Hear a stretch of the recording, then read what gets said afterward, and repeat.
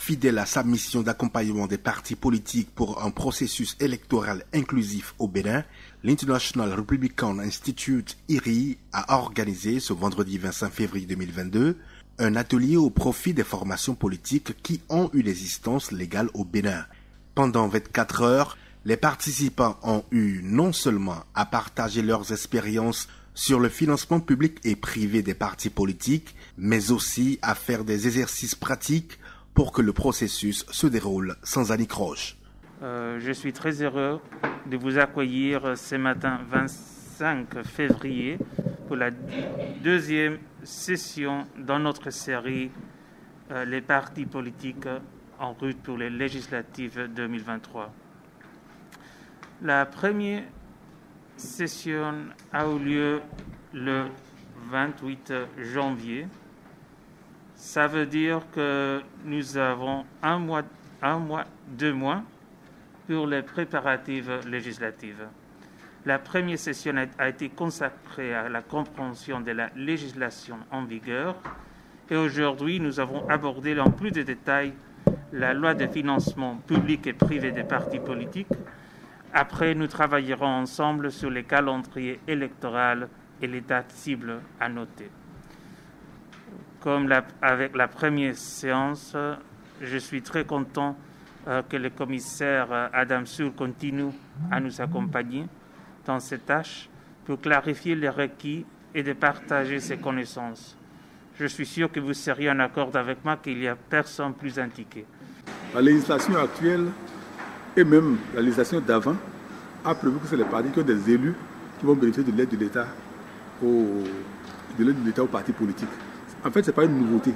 Vous allez voir qu'au cours de la présentation, je leur ai expliqué que en fait, depuis la charte des partis qui a été votée par le Haut Conseil de la République, le AICR, en 1990, plus la loi électorale qui a été votée en 1994, celle qui a été votée en 2001, en 2010 et en 2013, a toujours mis des limites à la jouissance de l'aide de l'État aux partis politiques. Je rappelle que cette limite-là, c'est quoi? C'est que, 1, l'État rembourse le frais de campagne de façon forfaitaire aux partis politiques à condition qu'ils aient des élus. 2, l'État rembourse la caution aux partis politiques à condition qu'ils aient 10% au moins aux élections. C'est tout ça qui a été reconduit à chaque fois. C'est impossible de faire une présentation tout seul. Il faudrait leur apprendre que si le parti a des démembrements comme l'exigé, vous savez que la nouvelle charte des partis a prévu que chaque parti doit avoir 15 personnes au moins comme membres fondateurs dans chaque commune du Bénin. Si tel est le cas, ça veut dire que si le parti a une envergure nationale, si vous prenez une décision au niveau de la tête du parti, c'est toujours d'associer ceux qui sont en bas pour qu'ils fassent remonter leur point de vue jusqu'à la fin. Et c'est la même chose qu'on a fait ici pour leur faire l'exercice. Donc pour planifier, il faudrait demander l'avis de tout le monde. Parce qu'ensemble, c'est difficile de se tromper. Mais seul, on peut faire beaucoup d'erreurs. Cette initiative de l'International Republican Institute vient à point nommé car la Cour constitutionnelle a statué sur la date des prochaines législatives, là maintenant au 8 janvier 2023. Les représentants des partis politiques saluent cette initiative et s'en réjouissent. Pour ce qui concerne de façon spécifique l'atelier d'aujourd'hui, et je voudrais bien retenir fondamentalement l'importance du rappel des différents aspects liés aux lois et fondamentalement les lois contenues dans le nouveau code électoral.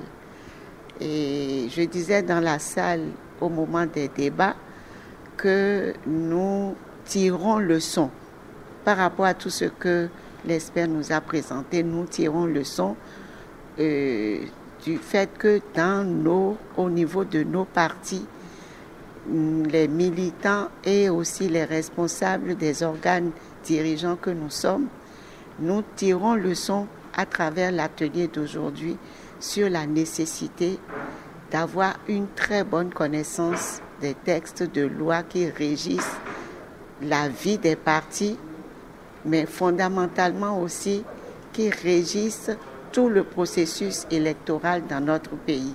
On a parlé des partis politiques en marche vers les législatives, certes, mais on a beaucoup plus parlé de financement. Et donc, nous avons retenu ce que nous savions déjà en nous disant qu'au sortir de cette formation, nous devrions encore mieux nous outiller sur ce que nous savons déjà ou sur ce que nous ignorons. Je pense que cet atelier est satisfaisant dans la mesure où, sans vouloir me répéter, personnellement, il fait réveiller en moi le fait qu'il faut encore mieux s'imprégner de tout ce qui est tests électoraux et pouvoir mieux être utile à soi-même, mais utile au parti, aux militants et au pays. Au regard de l'enjeu, le chef de file de l'opposition n'a pas voulu rester en marge de cet atelier. Je suis vraiment comblé par cet atelier, les thèmes abordés et surtout la période dans laquelle il se tient cet atelier.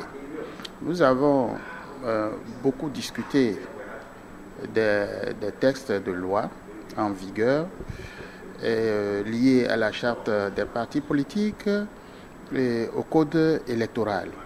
Je crois que nous avons l'occasion de faire des esquisses de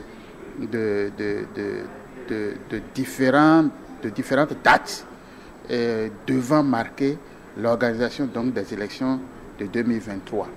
À ce sujet, nous pouvons dire que les partis politiques partent aguerris et bien au courant des activités à mener dans le cadre donc de chaque calendrier, donc de la totalité donc de calendrier et les différentes étapes.